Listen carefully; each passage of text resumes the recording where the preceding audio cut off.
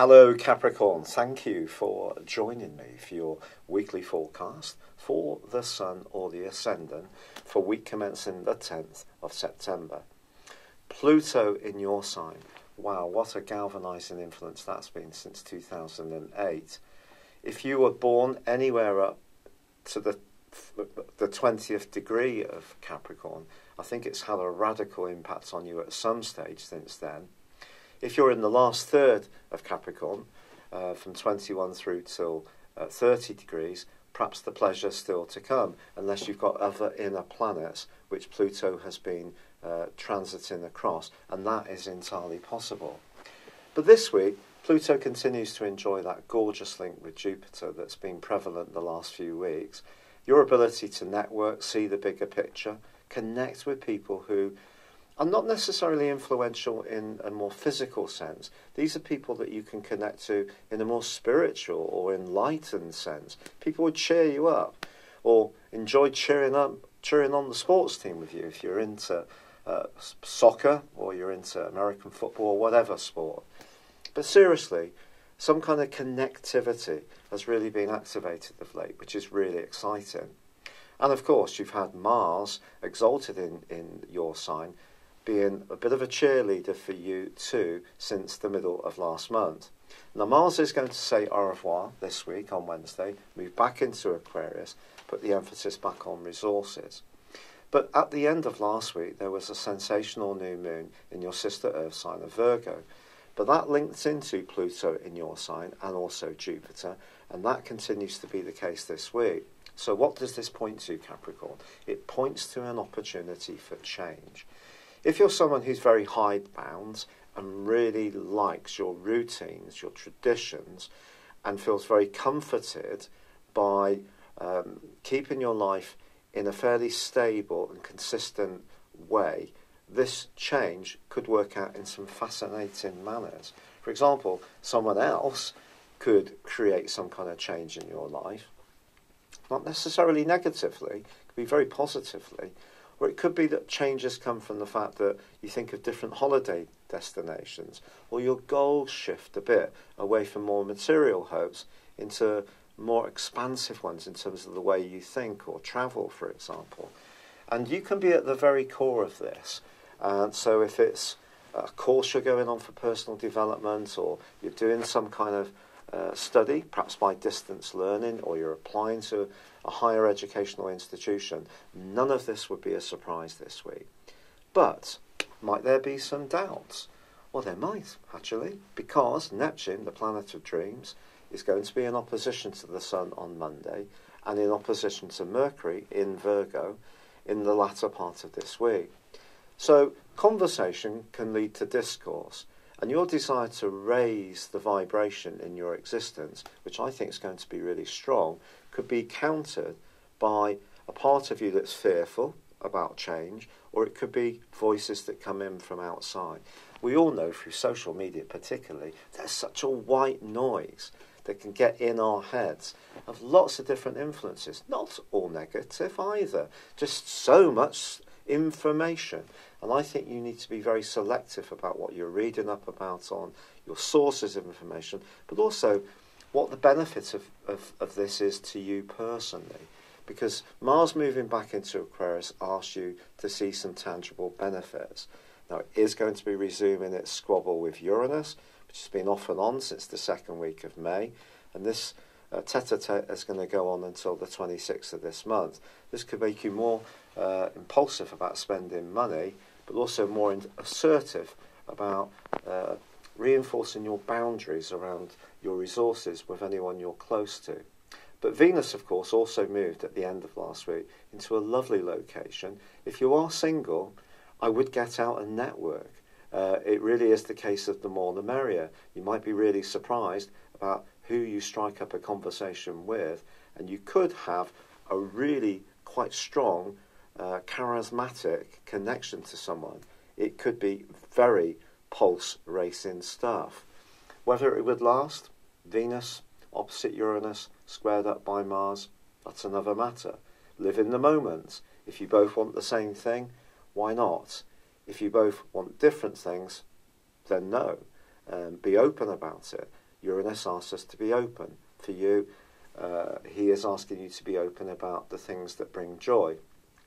But it could also make you a little bit more freedom-loving when it comes to your love life. There's no question of this, and this has been so since the middle of May and will be through to the end of the first week of November. So a little bit of wobbliness can go on around your love life, but it can certainly create some excitement. And with that ninth house energy, with the Sun and also Mercury, you are being asked to explore through your mind, through your physical activities, through your journeying, just how you think about yourself. You can delve deep down into yourself, not leave the comfort of your sitting room, and learn so much. So exciting stuff. Also, at the end of this week, there is a quarter moon. Someone you encounter could get under your skin a little bit as this week draws to a close. Don't let them. There is the potential for a bit of confusion. Someone may be a bit shifty, hard to pin down, but then once Mercury moves into a great link with Pluto itself, as the week draws to a close, if you really need to use your exacting, forensic ability to really get to what the nub of any matter is about, you'll do so absolutely splendidly. It's been a real pleasure being with you, Capricorn. I'd love it if you would like or comment on this video, or if you've yet to do so, please do subscribe to this channel. Thank you. Hello Capricorn, thank you for joining me for your monthly forecast for September for the Sun or the Ascendant. I am sorry to be delivering this forecast a little later than I would have liked. This month, really though, offers you such rich potential, and it's very, very exciting for you. Your sign is known as being stoic. You keep going when other people are crumbling. And even if your steps may be small when you're under real duress, it doesn't stop you producing, of applying yourself on a daily basis. That's why I admire Capricorns genuinely so much. But over the last 5.5 months, we can't deny the fact that your ruler has been tracking backwards. But the great news is that on the 6th of this month, that comes to a close. But on the same day, Mercury, the planet of communication, moves into your sister Earth sign of Virgo, of which it governs, and also forges a great link to Saturn, but also Uranus too, the planet of surprises, which is in a very inventive part of your scope. And there's an opportunity for you to embrace an approach to life in the next 2/3 of this month, where you're being much more on the front foot, much more proactive. You're someone who generally thinks about things very carefully before you take any action. But you could find yourself galvanized into action, and this is a very energizing change. It's very, very vibrant, but it could see you pushing outside your comfort zone, trying different things, traveling. If you love travel, this is going to be a terrific month for you. And part of the reason for this is that there's also an incredibly positive new moon, which occurs on the 9th, which also feeds into the angle between Pluto in your sign and Jupiter, the planet of growth, in your sector of your highest wishes and your longer-term future and your friendships. Therefore, have confidence that you can take the lead, that you can be a main player. Even if you're someone who does get into your rhythm in a very self-reliant way, this is a time to break the chains of restriction, even if they're your own bonds of restriction. You can absolutely amaze people by how enterprising you can be, by how much fun you are to be around. Venus moves into a dazzling location for you on the 9th too, and goes into an opposition with Uranus. Don't be surprised if you get a surprise invitation to go out on a date. That could really set your pulse racing. Or it's an opportunity to rev up an existing relationship by being a bit more spontaneous. However, it is true to say that at the heart of this month, Venus becomes an even more important player, forging a great link with Saturn, which is obviously something you'd really appreciate, so a stable development around a friendship or association. But also Venus clashes with Mars. Now, Mars is going to be moving out of your sign on the 12th, goes back into Aquarius. It's been with you for a month. It's given you a shot of extra motivation and drive, but it may have also overstimulated you in some ways. Moving back into Aquarius, it's now back into the domain of resources. And it's possible that you could quarrel with someone who has a different view of joint resources to you, or it could be a friendship where someone may be taking you for granted a little bit at the heart of this month. But the friendships that are true and loyal are going to be ones you truly savour. That's a fact. However, Uranus does go back into its square with Mars that first began in the second week of May. Now, because you are someone who's such a careful custodian of resources, that particular aspect may have seen you do something really quite speculative during that period of time that may have been completely out of character. And if that's the case, there may have been some real consequences from this.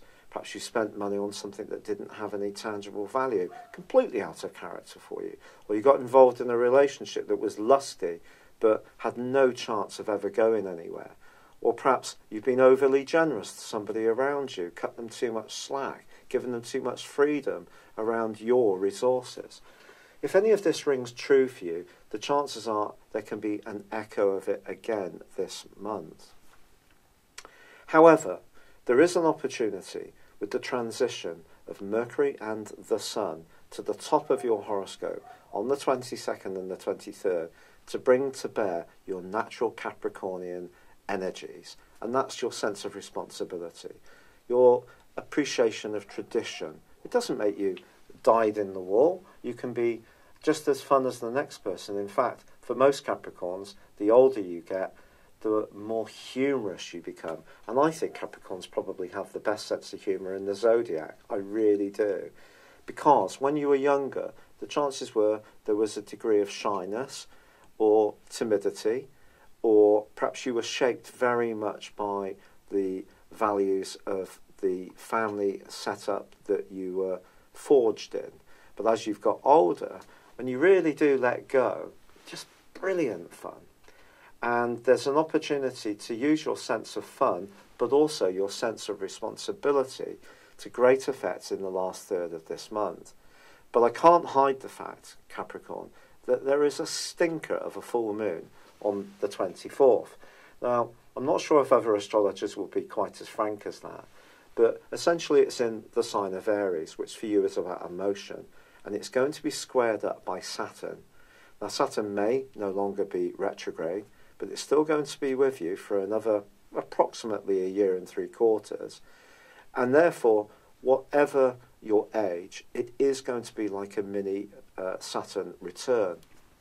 There could be things that you need to be ultra-disciplined about, things you need to eliminate from your life.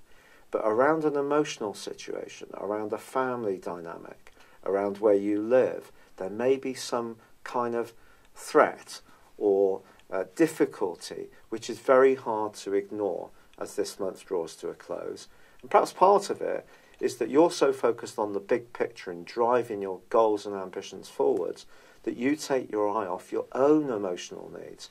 And that's something you need to work at, that wonderful concept of work-life balance, which is so elusive for all of us these days in this time of technology where we can seem to be tracked and followed and disposed of wherever artificial intelligence or technology or algorithms decide that that's that.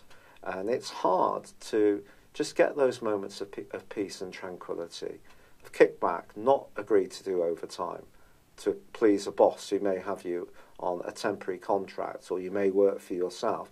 This is the fast-moving world we live in, isn't it? It's not as set in stone as it used to be, and in some ways that's exhilarating, in other ways quite frightening. And I think making sure that you look after yourself, your bodily needs, making sure you nurture yourself within your goals and ambitions and hopes and responsibilities is going to be key as this month comes to a close. But you are going to excite some people this month, not least yourself. It's going to be a thrilling opportunity for you. I do hope you seize it with both hands. I am so grateful for all the support, kind comments, and suggestions that have been made to me. The rheumatoid arthritis, I could never have known is such a punishing condition. And I am still obviously trying out some natural things, trying out the standard stuff, and it's all in a bit of a state of a flux, so my energy is low, but all the feedback just means so much. Thank you. It's been a real pleasure being with you. I'd love it if you would like or comment on this video, or if you've yet to do so, please do subscribe to my channel. Thank you very much. Hello, thank you so much for watching my video. I'd love you to join me at my Horoscope Ace app. You can find this at www.horoscope-ace.com. You can use it through Android, iOS, Apple or Facebook. Check out your ascendant or your moon sign or download your free birth chart. There's all your favourite videos, plus there are daily, weekly, monthly and yearly horoscopes for general, love, Chinese and Indian astrology. If your passion is tarot, there's my brilliant 3-card money or love tarot readings too. And it's all there at www.horoscope-ace.com. Thank you.